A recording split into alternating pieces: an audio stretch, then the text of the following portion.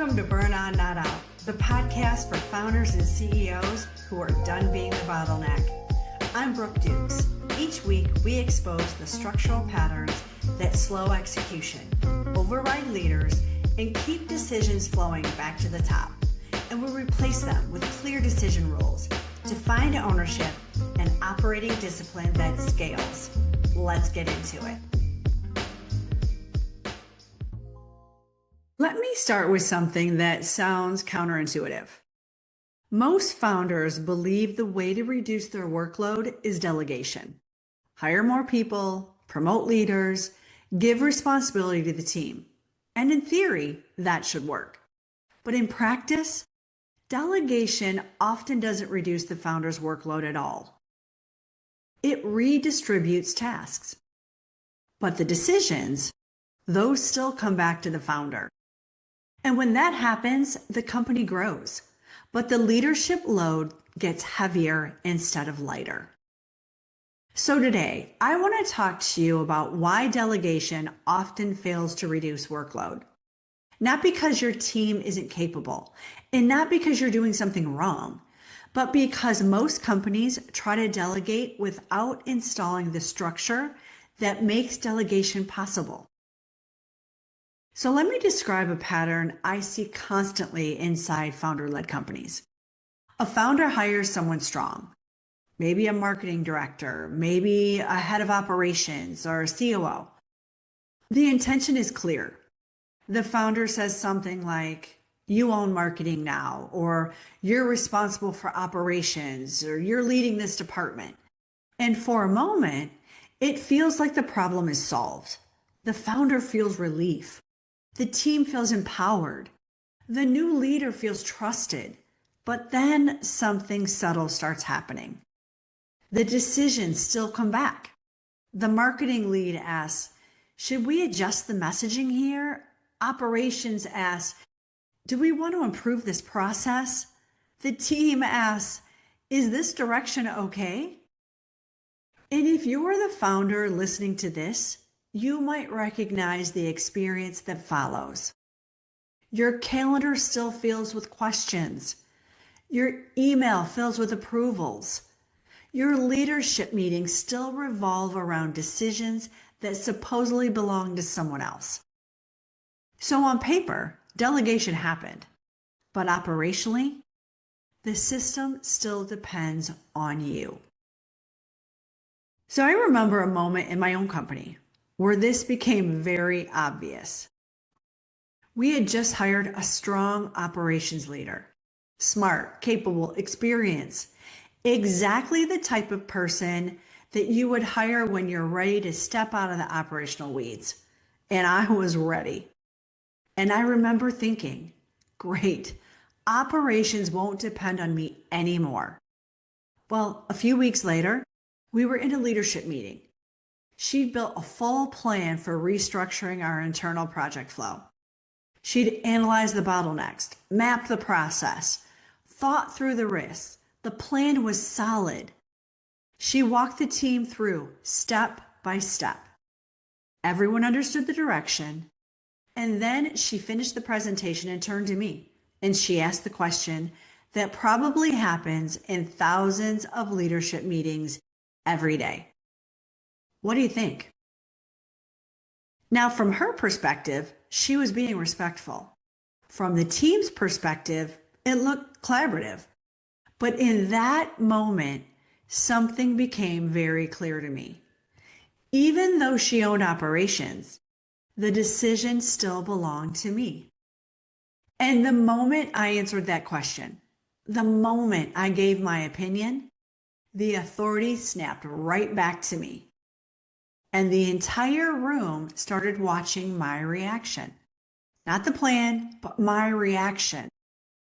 And that's when I realized something uncomfortable. We hadn't delegated authority. We had redistributed work. This is where most founders misunderstand delegation, because delegation is usually treated as a task transfer. But real delegation is authority transfer. And those are not the same thing.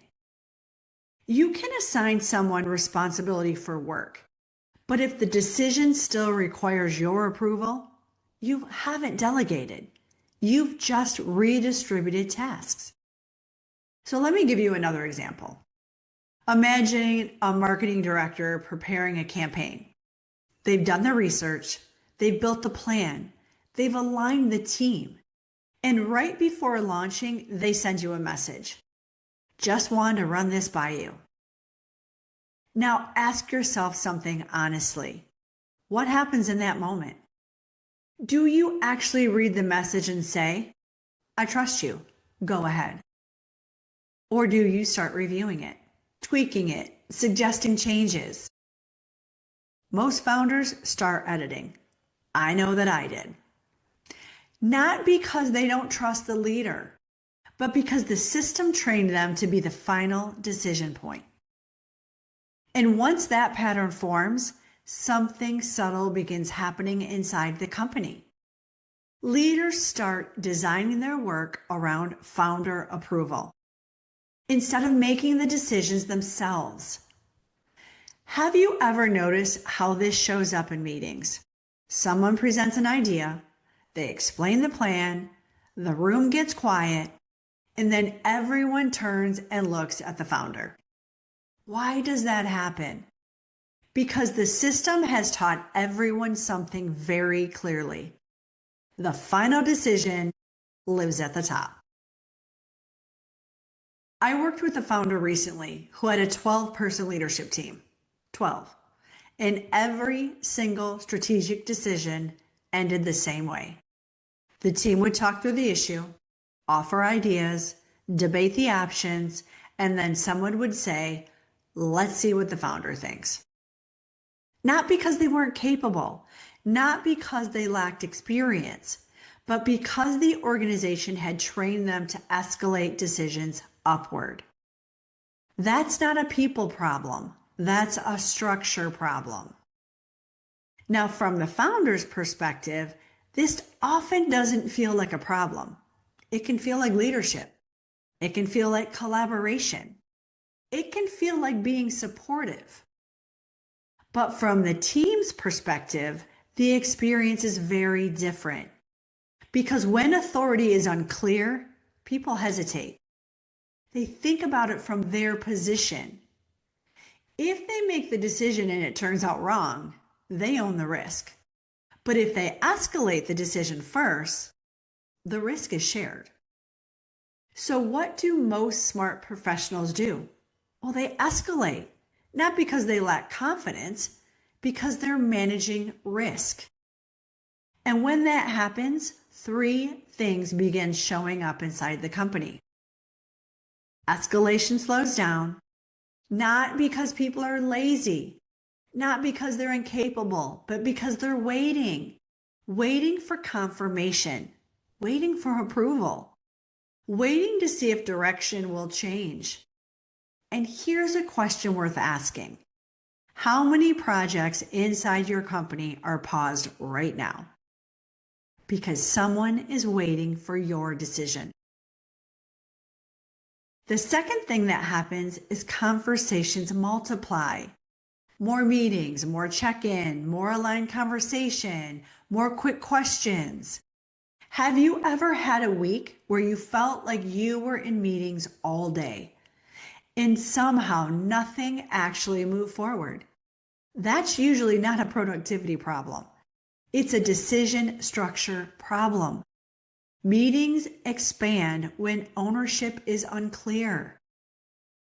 The third shift is a bit quieter, but it's incredibly important. Confidence decreases. Not confidence in their ability, confidence in the decision system. People begin asking themselves questions like, is this actually my call? Should I move forward or should I check first? What happens if the founder changes direction next week? And when those questions exist, escalation becomes the safest option. Here's the structural issue underneath all of this. Most companies define responsibilities, but they don't define decision rules. Someone might own marketing, but what decision belongs to marketing leadership? What ones require CEO input? Which ones require cross-team coordination? Without those boundaries, people escalate to reduce risk. Imagine a marketing leader thinking this through. If I make this call and it's wrong, that's a problem. But if I escalate it to the founder first, now the risk is shared. And once that pattern forms, escalation becomes the default behavior. This is where founders start experiencing the pressure. Because as the company grows, the volume of decisions grows with it. More people, more projects, more priorities, more complexity. And if escalation always routes upward, every one of those decisions eventually lands on the founder's desk. So even though the team is larger, the decision load hasn't changed. In fact, it usually increases. So what happens then? It's happened to me. It's happened in one of my organizations. Unconsciously, I'm thinking, I don't want to grow because I'm already at my breaking point. I'm already overwhelmed. I have no more bandwidth. So unconsciously, we sabotage the growth of our company because we know we can't do any more. Delegation starts working when 3 structural elements exist. 1, clear decision rules. Every leadership role needs defined decision authority. What decisions belong fully to that role? What decisions require escalation? What decisions require collaboration?